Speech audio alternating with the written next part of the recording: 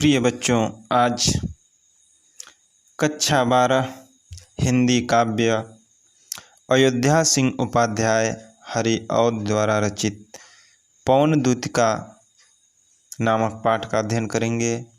यह पाठ UP board के लिए बहुत ही महत्वपूर्ण है, इसलिए सभी बच्चे इस पाठ को बहुत ही गहनता से अध्ययन करेंगे। पाठ का नाम है पवन दूतिका। इस पाठ में राधा श्री कृष्ण के बारे में बताया गया है। सभी लोग जानते हैं राधा श्री कृष्ण से अथाह स्नेह करती थी, अथाह प्रेम करती है। श्री कृष्ण के मथुरा चले जाने पर राधा श्री कृष्ण के वियोग में व्याकुल रहते हैं और व्याकुल होते ही वह बहुत अधिक दुख को अनुभव करती है और वह पवन के माध्यम से, हवा के माध्यम से, हवा को दूत बना करके वह श्री कृष्ण के पास अपनी खबर को भेजती है। इसलिए इस पाठ का नाम रखा गया है पवन दूतिका। पवन माने हवा, दूतिका माने दूत। पवन को दूत बनाकर श्री कृष्ण के पास भेजती है। कौन भेजती है? राधा। अब देखिए क्या है। पहला पद, बैठी खिन एक दिवस वे गेह में थी अकेली, आग के आंसू दृग युगल में थे धरा को भिगोते, आई धीरे से इस सदन में पुष्प गंधों को लें, प्रातः वाली सुपवन इसी काल वातायनों से। इस पाठ में श्री कृष्ण राधा के बारे में बताया गया है। संदर्भ सभी लोग लिख ही लेंगे। ये प्रस्तुत पद्यांश हमारी पाठ पुस्तक हिंदी काव्यांजलि के अयोध्या सिंह उपाध्याय हरिऔध द्वारा रचित पवन दूतिका नामक पाठ से या काव्य संग्रह से लिया गया है। आइए प्रसंग में राधा श्री कृष्ण के बारे में बताया गया है। बैठी खिन एक दिवस में गेह थी अकेली।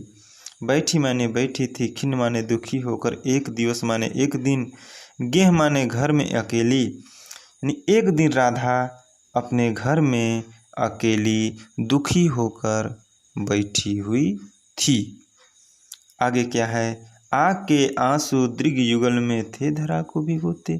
और बैठी थी और आंसू आ करके दृग युगल, उनके दोनों आँखों में आंसू बह रहे थे, जिससे धरा को भिगोते, जिससे वे पृथ्वी भी भीग रही थी।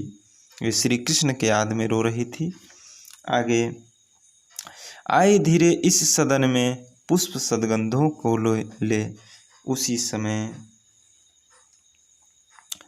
धीरे से पुष्पों का सुगंध लेकर के प्रातः वाली सुपवन माने अच्छा पवन, वातायनों माने खिड़की से आती है, यानी उसी समय पुष्पों का सुगंध लेकर प्रातः वाली सुपवन खिड़कियों से आती है।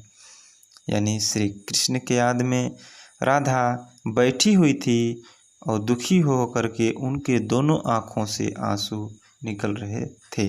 श्री कृष्ण के याद में राधा की आँखों से आंसू निकल रहे थे। उसी समय खिड़की से पुष्पों का सुगंध लेकर के कोई सुंदर हवा आती है। अब आगे क्या होता है? संतापों को विपुल बढ़ता देख के दुखिता हो, धीरे बोली सदुख उससे श्रीमती राधिका। बताया जा रहा है जब संतापों को विपुल देख, संताप माने दुख, जब पवन के प्रभाव से राधा का दुख बढ़ता गया। संताप माने दुख, विपुल माने साधारण, बढ़ता माने बढ़ता देख। जब पवन के प्रभाव से राधा का दुख बढ़ता गया तो धीरे से बोली, सदुख उससे श्रीमती का राधिका। तो उन्होंने दुखी होकर धीरे से पवन से कहा। तो दुखी होते हुए धीरे से राधिका माने राधिका पवन से कहा। क्या कही? राधा से क्या कही? प्यारी प्रातः पवन इतना क्यों मुझे है सताती, कि हे प्यारी प्रातः वाले पवन हवा, तुम मुझे इतना क्यों सता रही हो? क्या तू भी कलुषित हुई काल की क्रूरता से, यानी क्या तुम भी किसी समय कठोरता से दुखी हो गई है, या क्या तुझ पर भी समय की क्रूरता का प्रभाव पड़ गया है कि जिससे तुम मुझे दुख दे रही हो? आगे देखिए क्या है।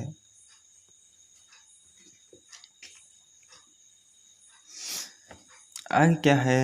मेरे प्यारे नौ जलद से कंज से नेत्र वाले, जाके आए न मधुपन से और न भेजा संदेशा। अब राधा उस हवा से कहती है कि हे हवा, क्या मेरे प्यारे, कि मेरे प्यारे नौ जलद, नौ मन नया, जलद माने बादल के समान, मेघ के समान, कंज से नेत्र वाले और कजरारे नेत्र वाले, जाके न आए मधुबन से, कि यहाँ से वो मधुबन अर्थात मथुरा गए हैं, वहाँ से नहीं आए और न ही कोई संदेश भेजे। यानी राधा श्री कृष्ण लिख रहे कि मेरे प्यारे मेघ के समान, बादल के समान और कजरारे नेत्र वाले श्री कृष्ण यहाँ से मथुरा गए हैं और मथुरा से आए भी नहीं और न ही कोई संदेश या कोई खबर भेजे हैं। मैं रो रो करके प्रिय विरह से बावली हो रही हूँ और मैं उन्हीं के प्यार में या विरह में रो रो करके मैं पागल हो जा रही हूँ। तो जाके मेरे सब दुख कथा श्याम को सुना देना। तो हे पवन, हे हवा, मेरे सब दुख कथा को तुम जा करके श्याम अर्थात श्री कृष्ण को सुना देना। कौन कर रही है? राधा कर रही है। राधा किससे कर रही है?